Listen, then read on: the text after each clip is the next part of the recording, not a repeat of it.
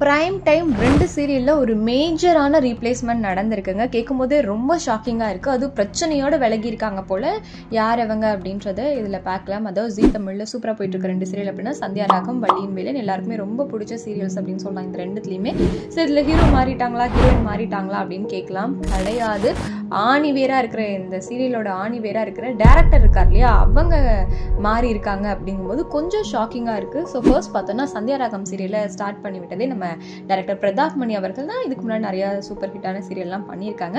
So அவரை replace பண்ணிட்டு new director அண்ணா சீரியலோட director இருக்கார் இல்லையா, துர்கா சரவணன், அவர் வந்து இப்போ இந்த சந்தியா ராகம் சீரியலை எடுத்து பண்ணிட்டு இருக்காரு. அதே மாதிரி தான் வள்ளியின் வேலன் எல்லாருக்குமே ரொம்ப ஒரு ஃபேவரட்டான சீரியல். நிறைய இஷ்யூஸ் மட்டும் ஆனால் இந்த சீரியலில் வந்துக்கிட்டே இருக்காரு. நம்ம தொடர்ந்து பார்த்துட்டே இருக்கோம். நிறைய ரீப்ளேஸ்மெண்ட், நிறைய குவிட் பண்ணியிருக்காங்க. சமீபத்தில் கூட ஆக்டர் சாக்ஷி சிவா கூட குவிட் பண்ணியிருந்தார். அதுக்கான காரணம் என்ன அப்படிங்கிறதையுமே அவர் சொல்லியிருந்தாரு.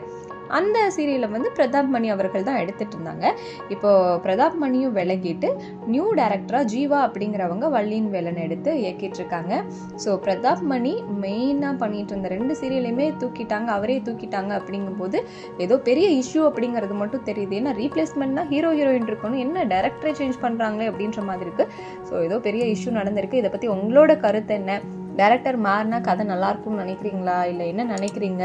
இந்த 2 சீரியலில் உங்களோட ஃபேவரட் எது அப்படிங்கிறதுலாம் கமெண்ட்ல சொல்லுங்க.